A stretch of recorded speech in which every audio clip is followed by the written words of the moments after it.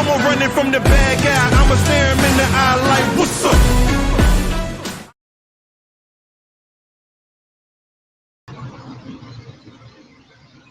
Hello, everyone, and welcome to another episode of My Story, My Strength, 365-day challenge, where I use this platform to express how grateful I am for the journey that I had to overcome so that I can know that healing is possible, and I can share that story with all of you for you to understand the same thing. These stories are raw truths about my life, things that I've had to live with, things that I've had to focus on overcoming, and a few things that I've had to realize I needed to still do a little bit of grounding work with.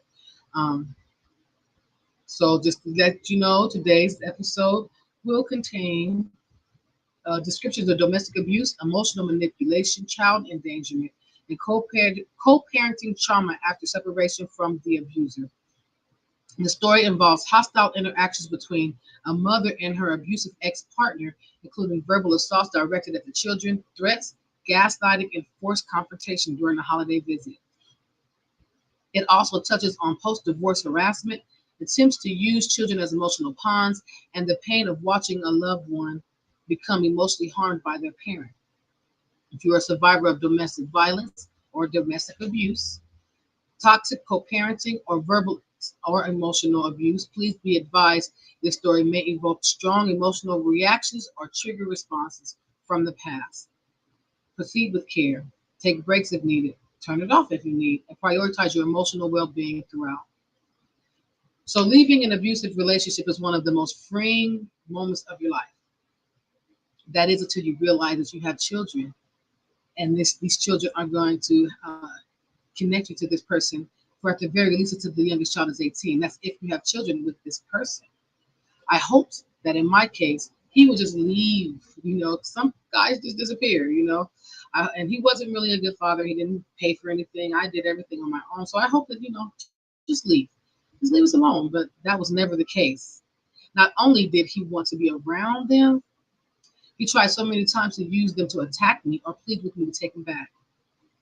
It was so much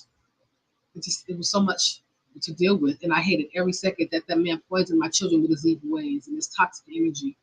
This is a time that I had to watch my kids go with this man and attempt to try to keep them as safe as possible, but I wasn't able to because, again, the courts made me let him see them.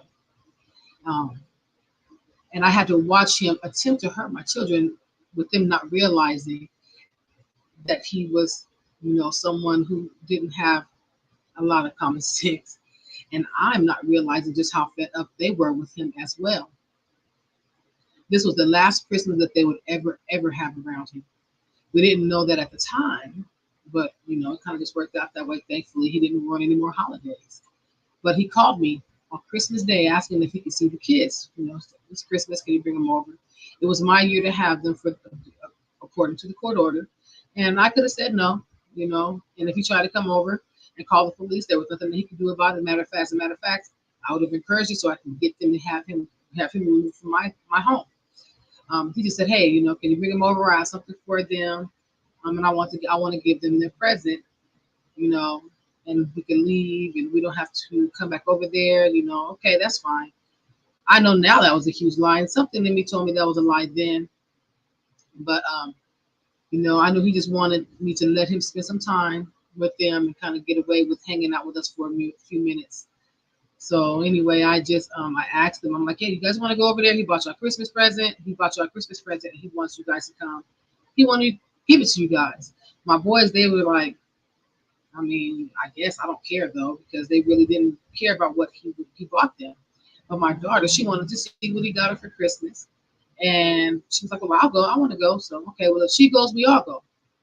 And I let them know that we could stop over and pick up the gifts, but it had to be really fast because I had plans. I go see my family every year. When I'm in California, where my family had events before my grandmother passed, we always did something at one of the houses for Christmas so that grandma could see all of her kids, the grandkids. So we did it every year. And he knew about this.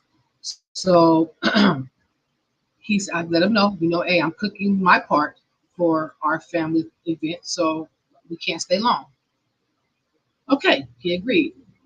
So he went to his mom's house where he was living. That's where he always lives, unless he has somebody that he's with their own place. But that's 90% of the time, that's where he's at. We went to go see what he wanted. First, he didn't have anything. First we went in there. He had a couple little stuffed animals that was on his mom's bed that she wanted to give them for her collection for Christmas. And my kids were teenagers, so they really had no interest in this. So they see the little stuffed animal and they're like, okay, thank you. And I knew then, I knew there was just a truck to get us over there. And as we try to leave, he's like, well, can I talk to you guys for a second? I just real quick, and you guys can leave right after. Just hear me out. And I'm getting ready to say, hell no, no. I knew this was some bullshit, but my oldest son was like, no, it's okay, mom.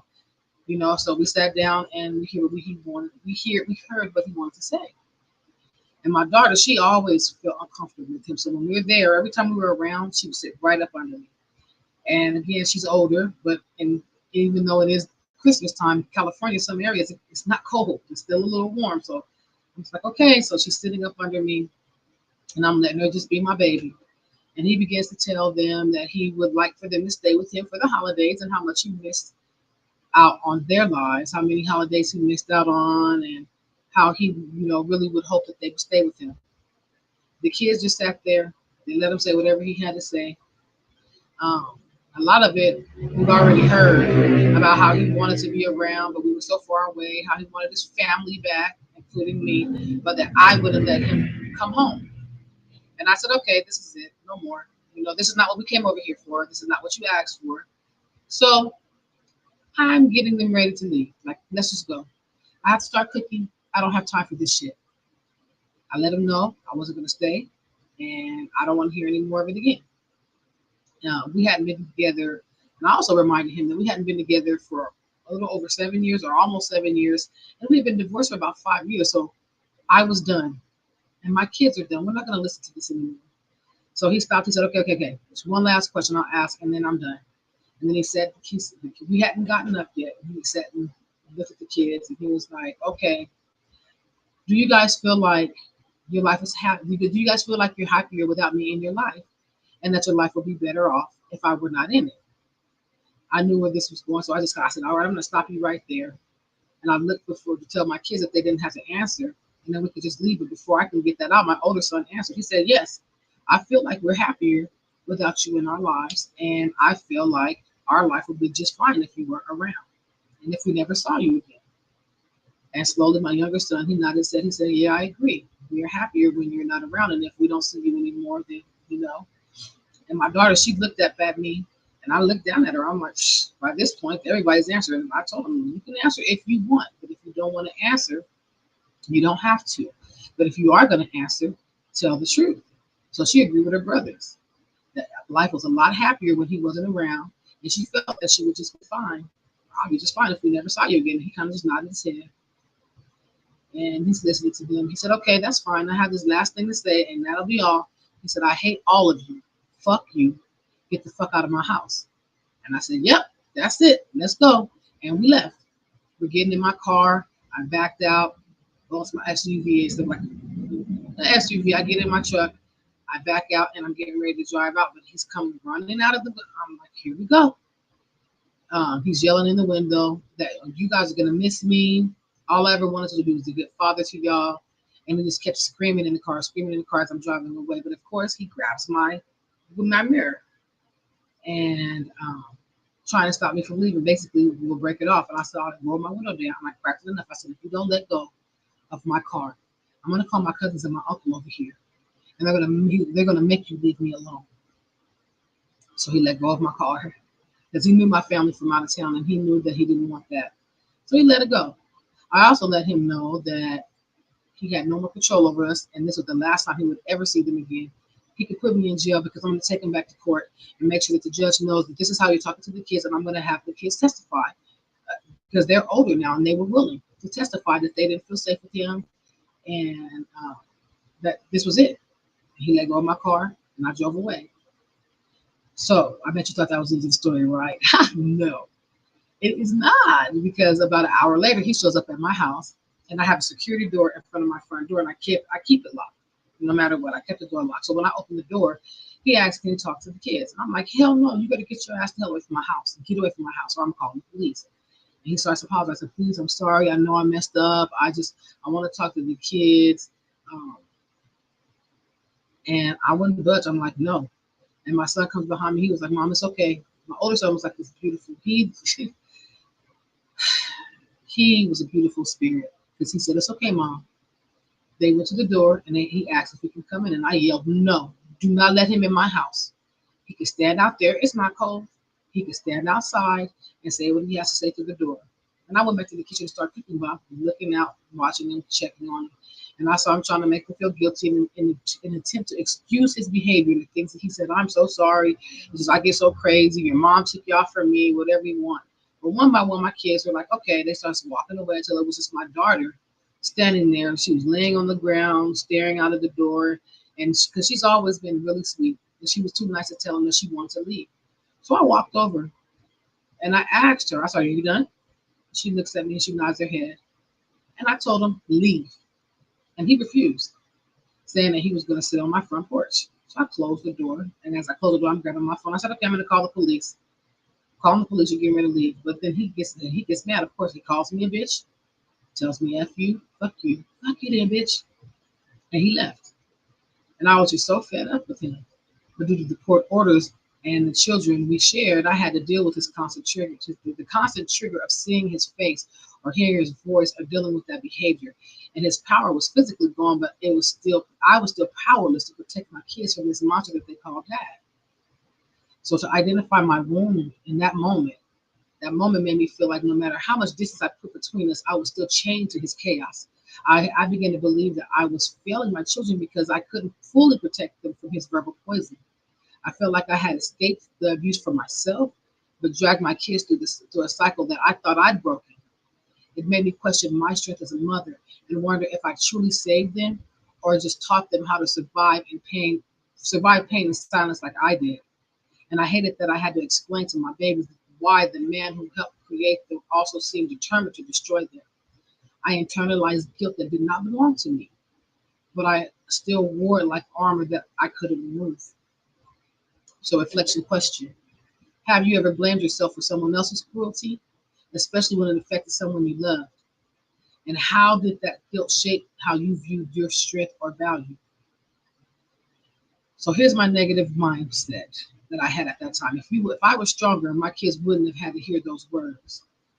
So I blamed myself. But the reality of it is that pain didn't come from my weakness. It came from his choices. My presence, my protection, and my guidance are what helped my children face that moment with truth and not fear. I gave them a safe space to land, even when the world around them was chaos. And the affirmation that I have with that is, I am not the harm my children witnessed. I am the reason they know how to heal. So let's do the mini coping session. This is called Anchoring Calm in Chaos. And this tool helps you condition your nervous system to access peace during moments of panic or trigger. So I want you to think back to a moment you truly felt safe, grounded, and peaceful. Even if it was a short while, if you were on vacation, in a library, even if you're sitting in the bathroom just having a moment to yourself, I don't care, wherever, a brief moment where you felt safe, you close your eyes and relive it fully. What did your body feel? What sounds or smells were present? And as you bring this calm feeling to life, apply gentle pressure on one spot of your body. Press your thumb and forefinger together and place it over your heart.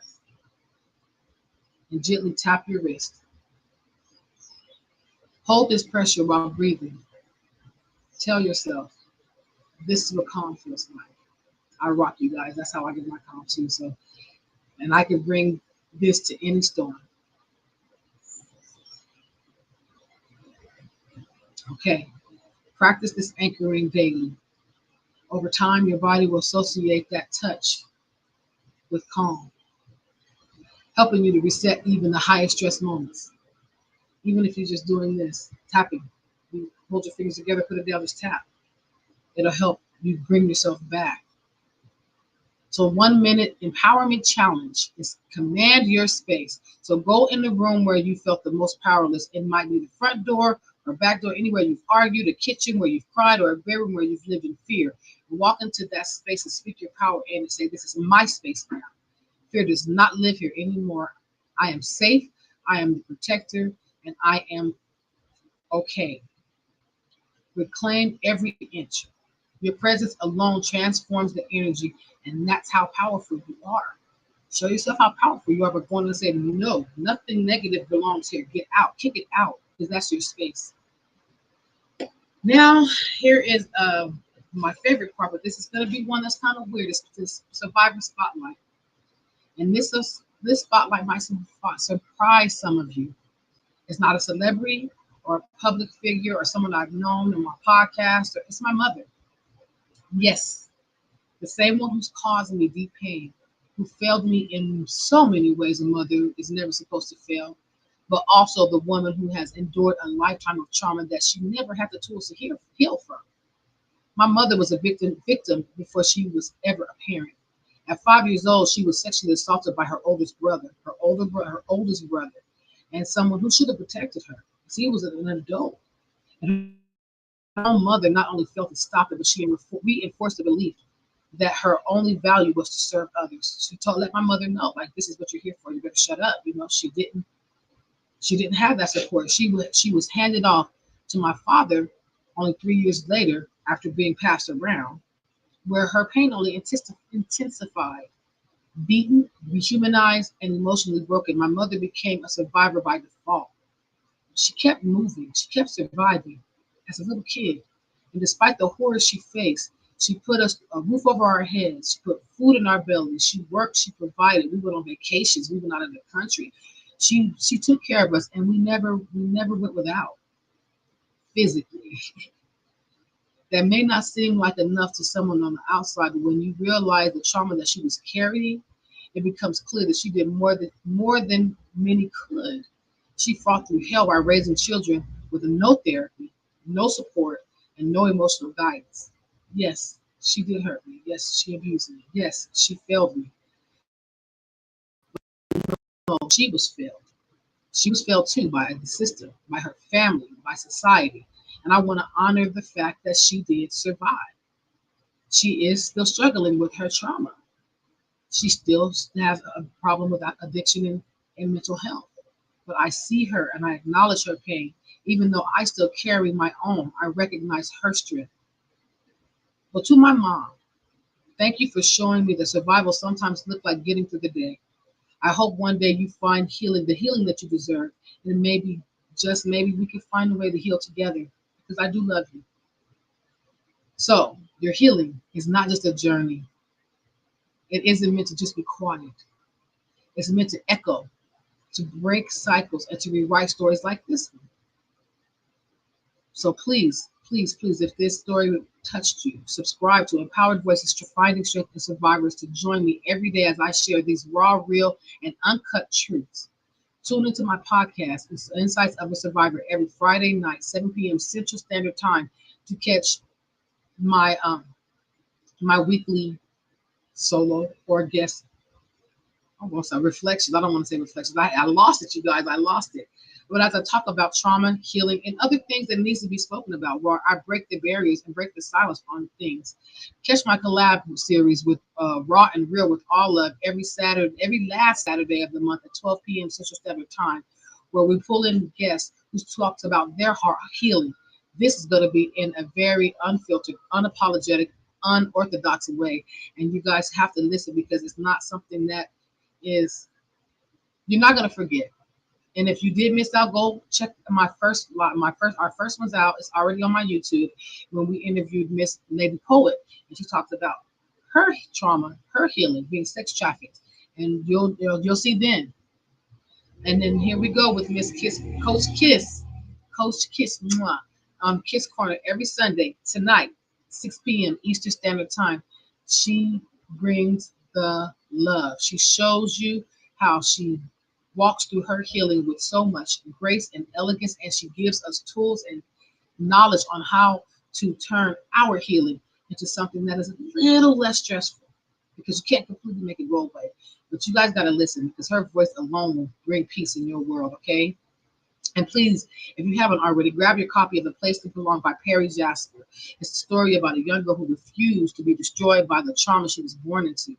A digital copy will be on my website soon, so please keep an eye out. And please, if you are the type to want to make sure that everyone gets the resources that they need, please help us keep this mission alive. Your donations and sponsorships can help us reach those silenced by pain, neglect, neglected by systems, and forgotten by society. By supporting empowered voices, finding strength in survivors. That is also a product, because I'm the owner of Social Resilience Journey. So all of these things that I do is an umbrella of Social Resilience Journeys, except for my collaborations. That's not a part of that. And when you sponsor or donate to that, you're sponsoring and donating to so much more events, resources. I want to start a nonprofit for abuse survivors, trauma survivors, sexual assault survivors, and provide them with the education, with the therapy, with the financial support that they can't get anywhere else, because a lot of us know what it's like when we need that help. Okay, so by supporting me, survivors like me, like Coach Kiss and All Love, we continue to do this sacred work, and your help has built a community where no one has to suffer alone again. All my links will be in the description below, so click them, share them, and most of all, help us create a world where healing is no longer a secret. Help everybody understand that their story doesn't end in pain, but it begins in power. I'll see you all tomorrow for another powerful episode of healing, a powerful story of healing. I'm sorry. I love you all. Stay strong and enjoy your rest of your Sunday. Heard you looking for a hero. Well, look up. No more running from the bad guy. I'ma stare him in the eye like, what's up? I know the journey got hard for a minute, but I ain't giving this up. Yeah, I got the heart of a champion. If I get knocked down, I get